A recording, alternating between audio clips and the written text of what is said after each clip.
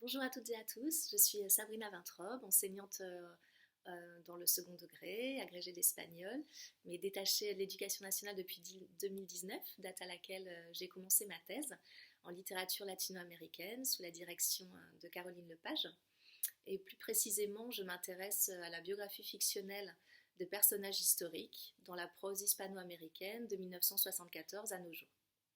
C'est donc sans surprise que pour ma première contribution à la bibliothèque du CRIA, je viens vous présenter une œuvre que j'ai particulièrement aimée, qui s'intitule La Fiesta del Chivo, de l'écrivain péruvien Mario Vargas Llosa, donc on ne le présente plus, prix Nobel de littérature, et qui traite donc qui met en scène le personnage historique de Rafael Leonidas Trujillo, qui fut dictature de la République dominicaine de 1930 à 1961, date à laquelle il a été assassiné. Et donc ce livre s'intéresse au dernier jour de Trujillo. Et dans ce livre, Trujillo va être fêté, va être célébré comme il se doit par Mario Vargas Llosa, comme ça annoncé d'ailleurs dans l'épigraphe qui est extrait d'un merengue dominicain qui s'intitule Mataron al Chivo. Et voilà, d'où est extrait le titre, La Fiesta del Chivo fait partie de ce merengue. Alors pourquoi j'ai adoré ce livre? Alors tout d'abord parce que c'est un livre qui renoue avec le roman du dictateur, comme on l'a connu dans les années 70. Alors par exemple, Caroline Lepage vous a parlé de El General en su laberinto et notamment a fait allusion à l'Incipit, où Bolivar apparaît dans sa salle de bain, et enfin, il est dans son bain, dans des eaux dépuratives, et c'est une mise en abîme effectivement du premier projet de García Márquez, qui est de laver Bolivar de sa pellicule mythique pour mieux le faire renaître dans sa vérité d'homme.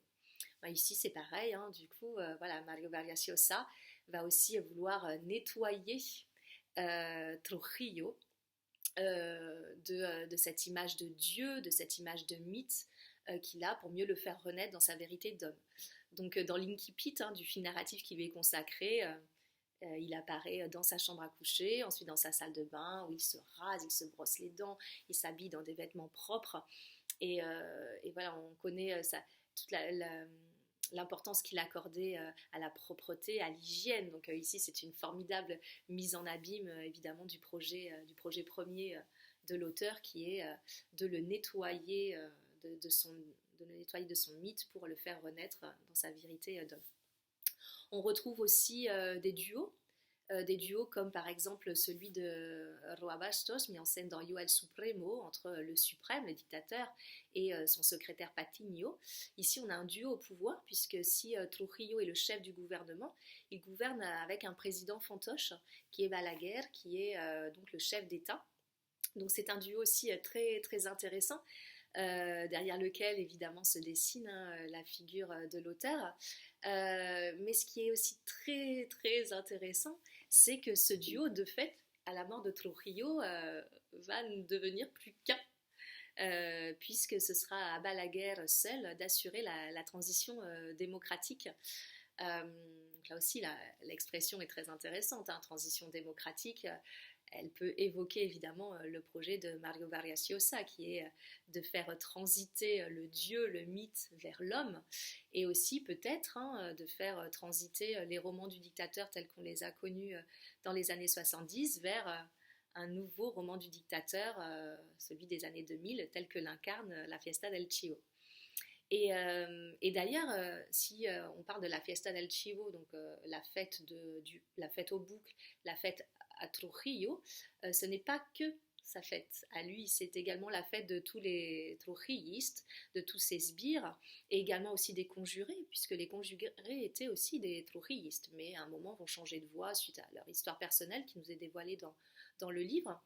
Mais tout le monde est concerné, c'est-à-dire qu'avec Trujillo, tout le monde tombe. Ce n'est pas que lui. Et ça invite à s'interroger sur le titre aussi. La fête au bouc, c'est peut-être aussi la fête au bouc émissaire, à celui qui prend pour tout le monde. Et en ce sens-là, peut-être que la Fiesta del Chivo aussi va au-delà du projet des romans du dictateur des années 70 qui se consacrait qu'à une figure. Voilà, c'est une hypothèse que j'aimais, mais c'est quelque chose qui m'a beaucoup intéressée parce que tout le monde est concerné, tout le monde subit le même traitement grotesque, carnavalesque, qui n'est finalement qu'un miroir réaliste de la société qu'a créé Trujillo, de ce monde où il n'y a plus d'humains, où les gens sont des machines de guerre, ou alors sont des animaux. Euh, et donc c'est vraiment très intéressant. Et enfin, ce que j'ai beaucoup apprécié, c'est que Mario Vargas Llosa, fidèle à lui-même, a un goût très prononcé pour les structures savamment construites. Et ici, c'est encore le cas. On suit plusieurs fils narratifs qui s'entremêlent. Et il évite donc l'écueil de l'ennui, de la succession chronologique jusqu'à la mort de Trujillo. Et ça, c'est vraiment très appréciable et c'est ce qui nous maintient dans, dans l'addiction au roman alors qu'on on connaît l'histoire finalement. Et enfin, j'aimerais partager avec vous des moments coup de cœur.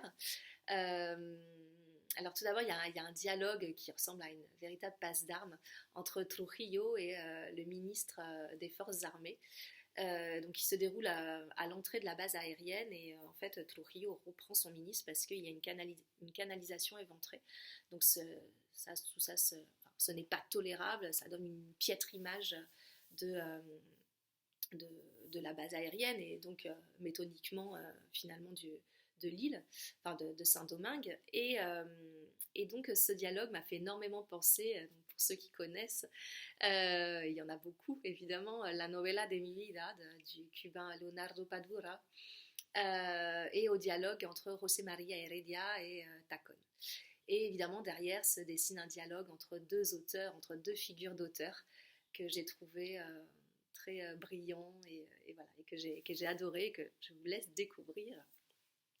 Et ensuite, un dernier chapitre qui est un chapitre consacré entièrement justement au général Roman, donc le ministre des Forces armées, qui est marié d'ailleurs à la nièce de Trujillo.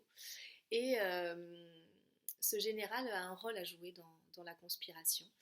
Et pendant tout ce chapitre, on a ce dont il a conscience, c'est-à-dire il sait qu'il doit faire des choses, et à chaque fois il fait le contraire.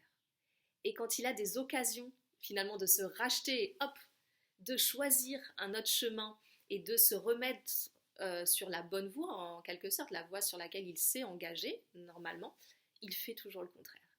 Et j'ai trouvé ce chapitre magnifique parce que finalement il nous ramène au but de la littérature, c'est-à-dire de nous montrer à tous, de nous ramener à tous à notre humanité, c'est-à-dire qu'au-delà des différences, on est tous les mêmes, pris dans nos contradictions, et on se reconnaît en lui, voilà, évidemment au-delà de l'acte et tout ce qui s'ensuit, mais on se reconnaît et voilà, c'est particulièrement oui, aussi touchant, et c'est un des buts de la littérature, c'est-à-dire de nous en apprendre aussi sur nous-mêmes, en tant qu'être humain, et finalement de tous nous rassembler dans l'humanité qu'on constitue.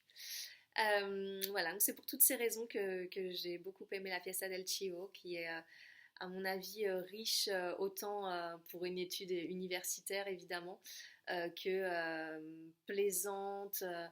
Alors évidemment, plaisant n'est peut-être pas le mot approprié parce qu'il y a eu des scènes de torture et assez, enfin, d'une rare violence. Mais c'est une lecture qui peut ressembler même à un thriller parfois, et voilà, en tout cas très passionnante, et qui j'espère aussi vous intéressera. Et si oui, je vous souhaite une bonne lecture.